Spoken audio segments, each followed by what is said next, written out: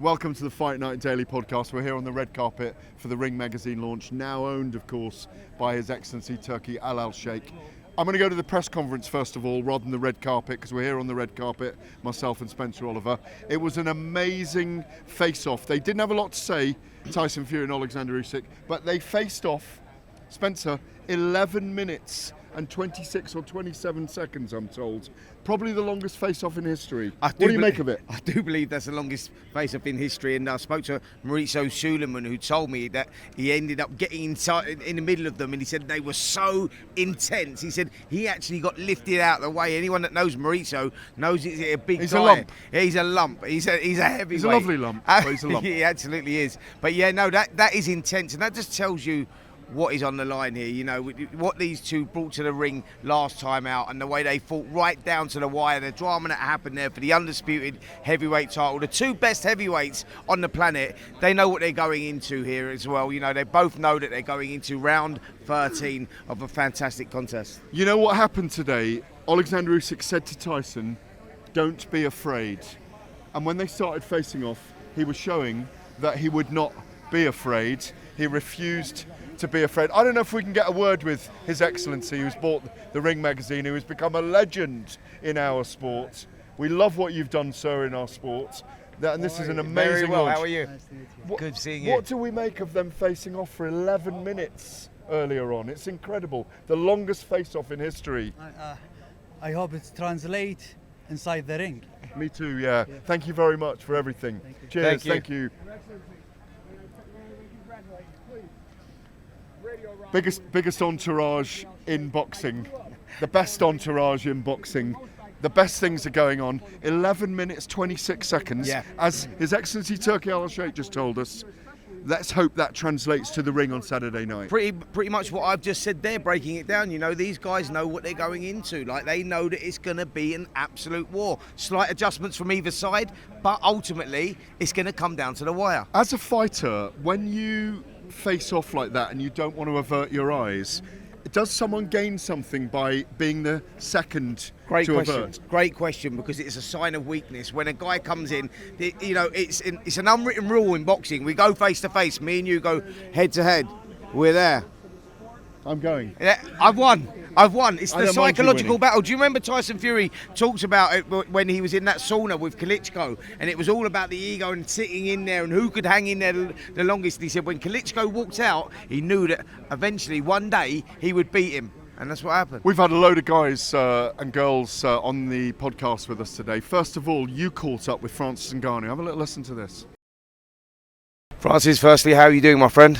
I'm doing good, Brilliant. Listen, looking forward to the fight. Unbelievable fight last time, Alexander Usyk, Tyson Fury. What's your thoughts on this one? But what I saw last time, I think it's really hard to have a different result. Yeah.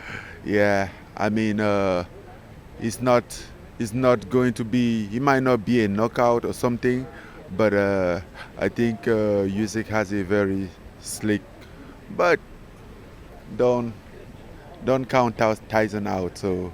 Listen, you shared the ring with Tyson. You know, what's his strengths and what do you see as his weaknesses? I think he has a good body work. You know, good movement. He definitely doesn't look like, but he moves very well. He's very athletic and then very fluid with his punches. You know, fast. What are you expecting him to do different from the last time? Because obviously he didn't expect Usyk to come pressing him and putting him on the back foot in that first fight. I think that took him by surprise. Do you think he's going to change it this time? Yeah, I think. I mean, I hope he's a much bigger guy than Usyk.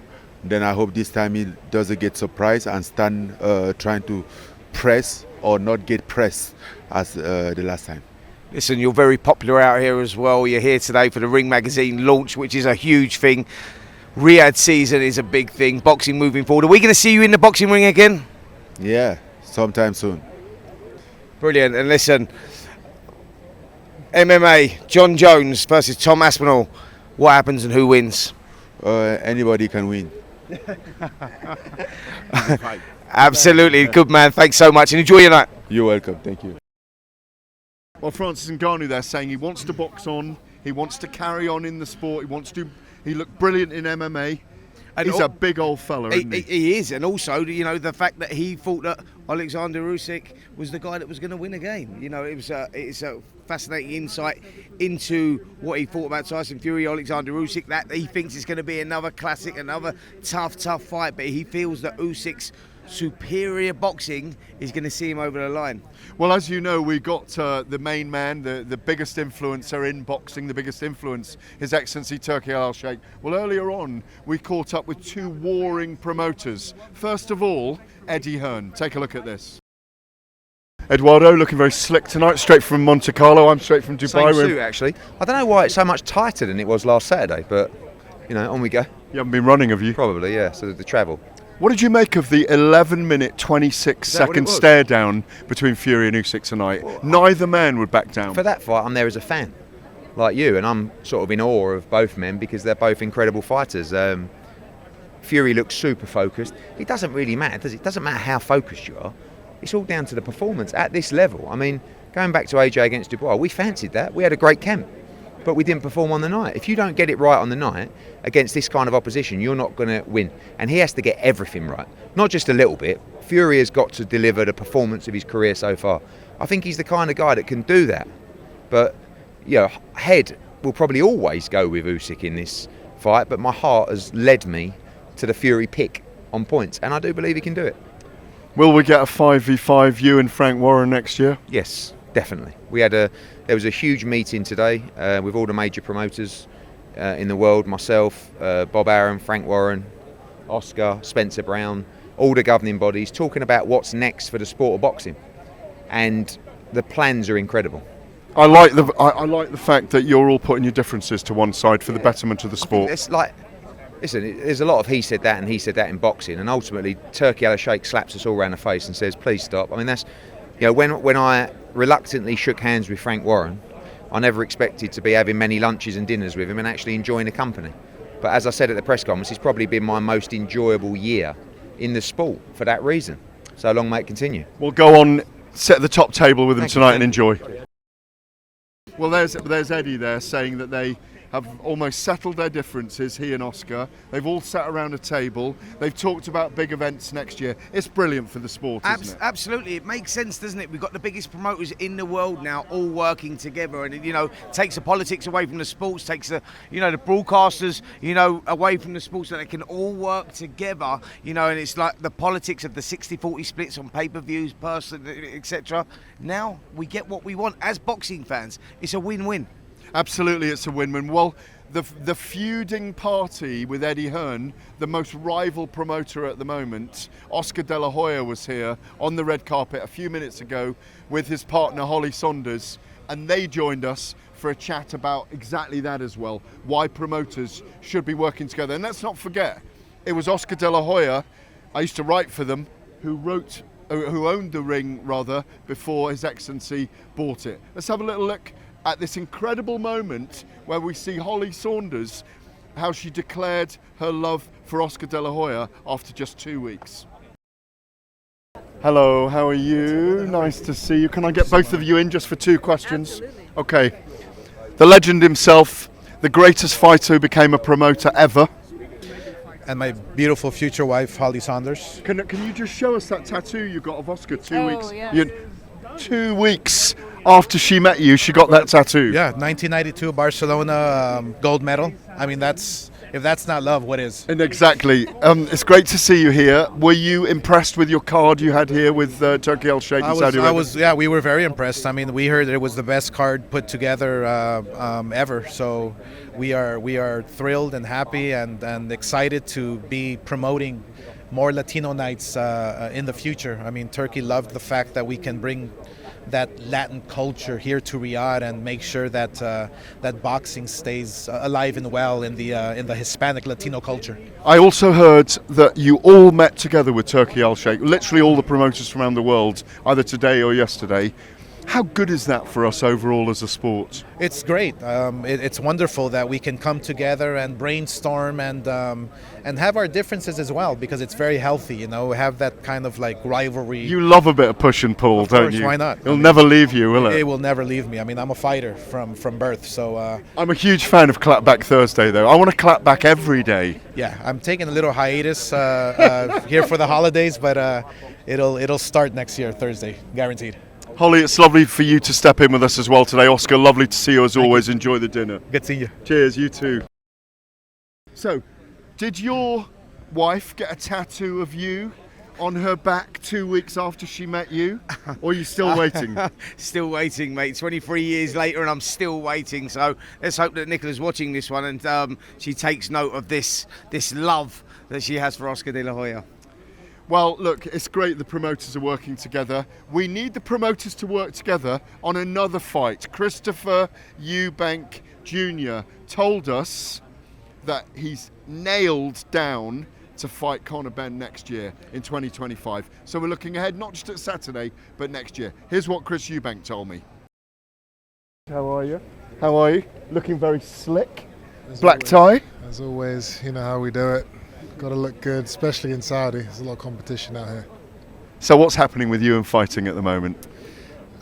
We are in the process of making the big one. That is, it's on the horizon. Is that a world title fight or is that a family lineage fight? You know what fight it is, but It's a bloodlines fight, yeah? It's, yeah, it's going to be huge, and it's going to be in the UK. Just give us from 0 to 10 in 2025, is that going to happen if 10 is absolutely 100% yes? In the whole of 2025, I would say a 10. Okay. I can't give you a date, a time, a place for sure, but it will happen. We all want to see it, so please get it over the line. Finally, because I know you're about to go in the dinner, we're going to join you in there. Tyson Fury and Alexander Usyk. Tyson's been very quiet this week. What do you make of the fight on Saturday night, and who do you see taking the gold? I think Usyk is Fury's boogeyman. I think he's got his number. I think he knows what he needs to do to win again. But I think it'll be a great fight while it lasts. Enjoy the dinner. It's great to see you. Okay. Cheers. Thanks, Chris. So, he's your size. He's got dancing feet. He's out here in Saudi Arabia. You couldn't believe I got Neymar joined us. He's a big boxing fan, Neymar. He actually is. That was all going. that was all going very well there, because he was going, he's your size, I'm going tick. He's got dancing feet, I'm going tick. And yet he's one of the best footballers. Yeah, he's one of the best. In the world. For me. Yeah, no. Listen, what a name! And he is a huge boxing fan. He's fantastic that people like Neymar, Ronaldo, and all the other footballers the superstars of the sport turn up to fights of this magnitude. It tells you what it is, doesn't it? Well, I managed to stop him on the red carpet, and we had a couple of words with him. The security were tapping me on the shoulder the whole time, saying, "Move him on." Here's what Neymar had to tell us. Hello, sir. How are you? Good. Yeah, you look in shape. If you were to fight, who would you fight against in the world? Would it be Gervonta Davies, Shaka Stevenson? Who would it be? No, never. You would never fight? No. Just in the pit. On the pitch. And who have you got winning on Saturday night, Fury or Usyk? Oh, it's a good fight. It's good. It's good fighters. No, I don't know. It's 50-50. Maybe I watch for my home, but I think so 50-50. And one thing, Neymar, on Saudi Arabia, it's an amazing place. We come back and back and back with boxing. It's an incredible place, isn't it? Yeah. Saudi Arabia is a good country. It's grown up. I like to live here, and me and my family is happy. I want to the people see Saudi Arabia, because the country is very good. Muchas gracias. It's really good when you get all these big fans of the sport coming from other sport. Ronaldo's always ringside. Neymar's going to be ringside on Saturday night. Francis Ngannou is now part of the cavalcade. I know I can't get it out tonight. I'm not going to do red rag to a bull tonight. No. Save it. But the key is people are fans of the sport and they are loving the fact that these big events are coming here. We're trying to get Joseph Parker. He's going to join us in a minute. But look, back to tonight. Tyson Fury and Alexander Usyk attended the gala dinner after the press conference. I think Alexander Usyk has already left. Didn't stay too long. Yep. Tyson Fury won't stay too long. Paris is here now. She was in the second row and they had a little, I wouldn't say flirt, but they had a little bit of eyes to each other. Nice. If you were fighting on Saturday night, you wouldn't stay long at this dinner, would you? No, I wouldn't stay there at all. Now, listen, the reality is now kicking in. Time is getting close now. You know, we're there. It's Thursday night. We're only a couple of nights away. Everything they've been putting in, you know, they've been in each other's heads. They've been living rent-free in each other's heads since that last fight and that training camp. When you go into these training camps, it's like it's the first thing in the morning you're thinking about him. You're thinking about him in the afternoon, last thing at night, you know. So now it's like, you know, now the tension is rising. You don't want to be at events like this now. The hard work's been done. You just want to get it on Saturday night. Let's go, you know. And Tyson Fury has made that quite clear, actually, through the week, hasn't he? He said that, you know, he said one-word answers in interviews, been quite hostile and quite subdued all week, really. He was very similar tonight till they faced off. Because he just wants to get it on now. And, you know, these events, yes, he's got to show up and show his face, but they don't want to hang around now. Absolutely. Well, we're going to end the pod tonight with Joseph Parker, who's going to join us shortly. So we said we'd end the pod with Joseph Parker. How are you? I'm fantastic, good, great, wonderful, handsome, everything. Yeah. And the big story today is you and Daniel Dubois. You're fighting on February the 22nd. We cannot wait. You ran into each other in the lobby of the Hilton, I think it was. What did you feel about that? He was a bit cagey with you, I thought. Just sizing him up and seeing. It's good to see him in person, and he's been very good with the fights he's had. And I'm looking forward to the challenge. I want to, you know, he wants to hurt me, I want to bash his face. And just give us a prediction for Saturday night, please, Tyson Joseph. Fury. I like the way that he's approached this fight. I like his demeanour, the serious attitude, and I think he's zoned in and really focused on this. Brilliant. Listen, you better go, mate, because we're going to get in big trouble otherwise. So they're calling you in there. We're coming in as well in a minute, Joseph. I'll see you in there, mate. But listen, thanks so much, man. Thank you for everything, Joseph. We'll see you in there, yeah? Coming in. You look great, man. Cheers. From me and Spencer Oliver, you've been watching the Fight Night Daily podcast. Don't forget, we've got a live show tomorrow as well with Frank Warren joining us. We've got loads more content, loads other interviews that we did tonight, and we're live, remember, at 7:30 on talkSPORT on Saturday night, live and direct from the Kingdom Arena when it all goes down. We'll see you tomorrow. On AM, on DAB, via the talkSPORT app and on your smart speaker. talkSPORT.